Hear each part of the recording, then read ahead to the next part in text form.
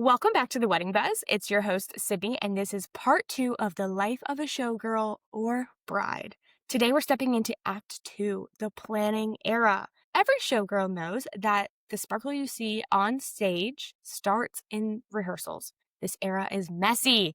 This is a long era, and it's full of costume changes. It's the months where the magic meets logistics, and your dreams start meeting the budget.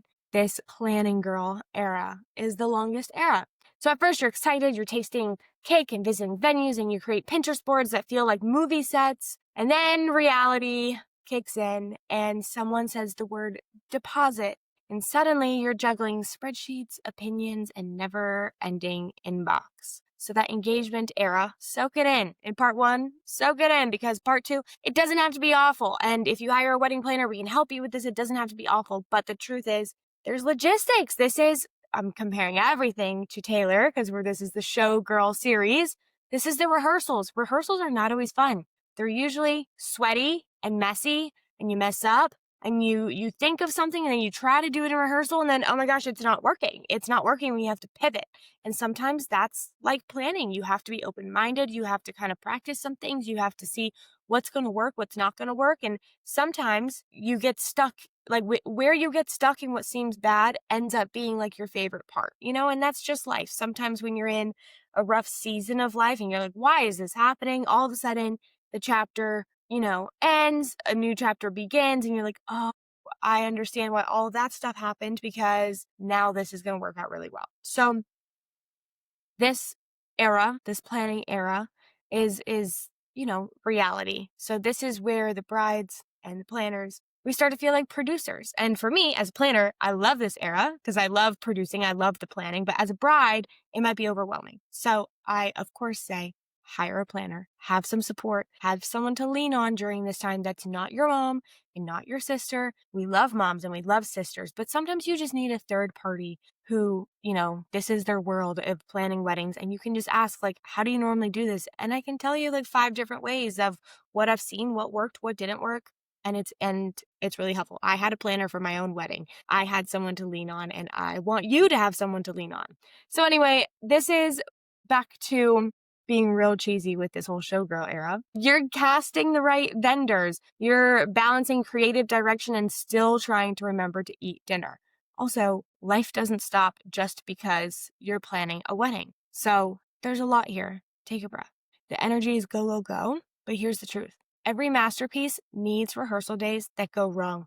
And that's where the magic happens. Think of Taylor Swift building her tour, every set, every light cue, every note practice until it looks effortless. If you guys saw her movie, The Life of a Showgirl, and the behind the scenes of the life of Ophelia, or the fate of Ophelia, of that music video, you saw her rehearsals and they did different takes and they practiced walking it certain ways and then it didn't always work out the first time. But then look at that final product. It's so good. So you have to be patient and you need this planning rehearsal era. That's what this era is. So it's not about perfection. It's about preparation. You'll tweak timelines. You'll change your mind. You'll question your vision more than once. That's normal. And it's art. You're creating art. So from a planner's view, this is where your wedding's soul really forms. It's the late night text about what linen color or is this too much, and conversations that end with you realizing you know exactly what you want. It's stressful, yes, but it's also sacred work and it's really exciting. So here's your reminder. Don't let the rehearsals steal the joy of the show. Take breaks. Trust your vendors. Lean on your vendors. That's what we're here for. I promise you, we want your wedding day to go so well. I have a bride coming up soon who was texting me the other day being like, I feel like I'm bad at this. I don't know what I want. I just want it to be pretty. Like, I want it to be pretty. And I was like, look, it is your day and whatever you want is going to happen. But I want it to be pretty too. It's a reflection of my work. It's going to go in my portfolio. I want it to be pretty too. I want the day to be smooth because if you're having a bad day, I'm having a bad day. So, of course, the focus is all on the bride, but trust your vendors because we want the day to go well too. We want it to be smooth. If it's chaos, girl, you're not just having a bad day. I'm having a bad day. If it doesn't look good, if it's ugly, I can't put it in my portfolio. And that's important to me, So, of course, don't get me wrong. You being happy is the number one priority and the number one importance. And I have had weddings where I don't like the decor and I don't put it in my portfolio, but that's what like the bride really wanted. And that's okay. The bride is number one focus, but trust your vendors. We want it to be really good too. Laugh when things change. They will. It's okay. When people RSVP yes, and then they RSVP no, and then it's okay. Plan early. Give yourself time to have these tweaks. And remember, the goal isn't to make it perfect. It's to make it yours. So your wedding has much more meaning than a concert or a show. And I know that I'm comparing this to like the Eras Tour and the life of a showgirl, but believe me, I think your wedding has a lot more meaning than just like a concert.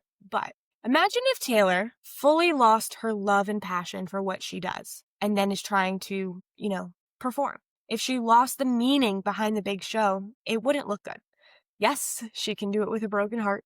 But take a look at those acoustic sets from the Eras Tour. We could all tell when she was feeling happy or when she was having a rough time. It affected her performance. And yes, sometimes her anger made the performance kind of better. But my point here is like you could just tell when she was kind of off. And if you lose sight of what you're planning or like why you're planning your wedding, you will be stressed, you will be unhappy, and you will be messy. And on the wedding day, you're not going to have a good day. And no, I'm not saying that this matters because the way you look or the way you're presented, but I want you to have a happy and joyful day. I want you to be excited during your performance. I don't want you to be, I don't like the beginning of the Eras Tour when she was first out of that breakup with Joe and she was doing it with a broken heart. I don't want you to have to do it with a broken heart. I want you to be like second half of the Eras Tour, Taylor, where she was joyful and happy with Travis, and you can just tell a big difference, So I'm not saying this because of the way that you're going to look, but I want you to feel happy and joyous on that wedding day. So don't lose sight of what really matters, even if there's little hiccups.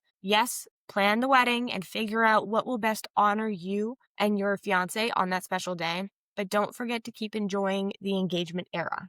Okay? So you're in the planning era. And before you know it, you're going to be in your wedding day era. So stay tuned for part 3 of the Life of a Showgirl or Bride series, and I'll see you in the next episode.